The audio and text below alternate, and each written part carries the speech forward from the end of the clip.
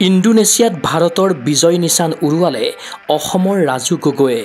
অষ্টম বিশ্ব ভবিনাম চেম্পিয়নশ্বিপত ৰাজুৰ ব্ৰঞ্জ দখল। অসম ভবিনাম সন্থাৰ শুভেচ্ছা। যোৱা 1 পৰা 8 নৱেম্বৰলৈ ইণ্ডোনেছিয়াৰ বালিত অনুষ্ঠিত হৈছে অষ্টম বিশ্ব ভবিনাম চেম্পিয়নশ্বিপ।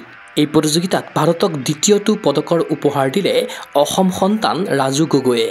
বুধবাৰে সুদূৰ ইণ্ডোনেছিয়াত যোৰহাটৰ ৰাজু গগৈয়ে আজৰি আনিলে ব্ৰঞ্জৰ পদক। 60 কেজি শাখাত খেলা ৰাজু গগৈয়ে আয়োজক ইণ্ডোনেছিয়া আৰু বেলজিয়ামৰ খেলুৱৈক পৰাস্ত কৰি ছেমিত উপনীত হয়।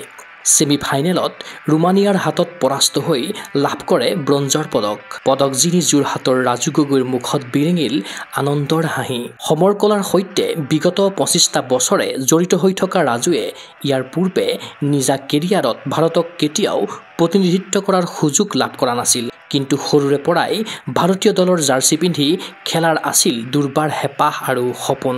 অৱশেষত ৰাজু গগৈৰ সপোনে ইণ্ডোনেছিয়াৰ মাটিত পালে পূৰ্ণতা। কেৰিয়াৰৰ প্ৰথমখন আন্তঃৰাষ্ট্ৰীয় প্ৰতিযোগিতাতে ৰাজুৱে ভাৰতক উপহাৰ দিলে এটা ব্ৰঞ্জৰ পদক। এই সাফল্যৰ আঁৰত আছে ৰাজুৰ কঠোৰ অনুশীলন, সাধনা আৰু আত্মবিশ্বাস। প্ৰতিযোগিতাত অংশ ল'বলৈ 69 কেজিৰ পৰা 60 কেজিলৈ ওজন হ্ৰাস কৰিছিল ৰাজুৱে। অষ্টম বিশ্ব ভবিনাম চেম্পিয়নশ্বিপলৈ যোৱাৰ পূৰ্বে অসম এৰাৰ প্ৰাকখনত গগো স্পৰ্টছ এনিৰ সন্মুখত ৰাজু গগৈয়ে কি মন্তব্য কৰিছিল এবাৰ শুনক।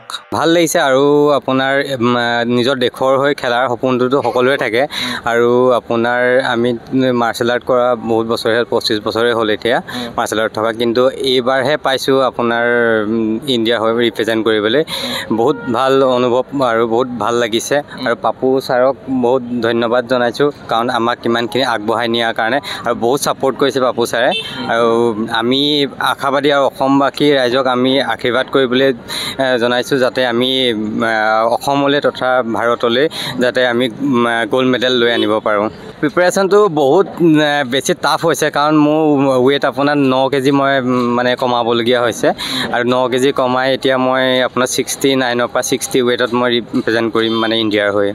ইফালে পদকজয়ী ৰাজু গগৈক শুভেচ্ছা জ্ঞাপন কৰিছে ভবিনাম এছ'চিয়েশ্যন অৱ ইণ্ডিয়াৰ উপসভাপতি তথা অসম ভবিনাম সন্থাৰ সম্পাদক পাপু খানে। আনহাতে টীম ইণ্ডিয়াৰ প্ৰশিক্ষক হিচাপে পাপু খানে দায়িত্ব পালন কৰা ভাৰতীয় দলত থকা অসমৰ 3গৰাকী সন্তান ক্ৰমে পাপু আহমেদ, পাপু ভৰালী আৰু ৰাজু গগৈ। ইয়াৰ ভিতৰত পাপু আহমেদ আৰু ৰাজু গগৈয়ে এটাকৈ ব্ৰঞ্জৰ পদক লাভ কৰাৰ বিপৰীতে বৃহস্পতিবাৰে পদক জয়ৰ লক্ষ্যৰে ক্ৰীড়াংগনত নামিব আনগৰাকী অসম সন্তান পাপু ভৰালী। ক্ৰীড়া অনুৰাগীৰ আশা ইণ্ডোনেছিয়াত অপতৰিদ্ধ হওক ভাৰতীয় ভবিনাম দল। ব্ৰঞ্জয়ী ৰাজু গগৈক গগো স্পৰ্টছ এনিৰ তৰফৰ পৰা যাচিলো শুভেচ্ছা।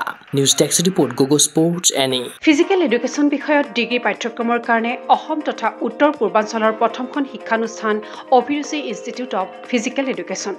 2 বছৰীয়া ফিজিকেল এডুকেশ্যনৰ BPEd পাঠ্যক্ৰম আৰু 4 বছৰীয়া BPES পাঠ্যক্ৰমৰ বাবে নামভৰ্তি চলি আছে। বিতংকৈ জানিবৰ বাবে আজি যোগাযোগ কৰক। যোগাযোগৰ নম্বৰসমূহ হৈছে 9335100098, 700222 33540, 88765210998, ৱেবছাইট www.aipguwahati.in।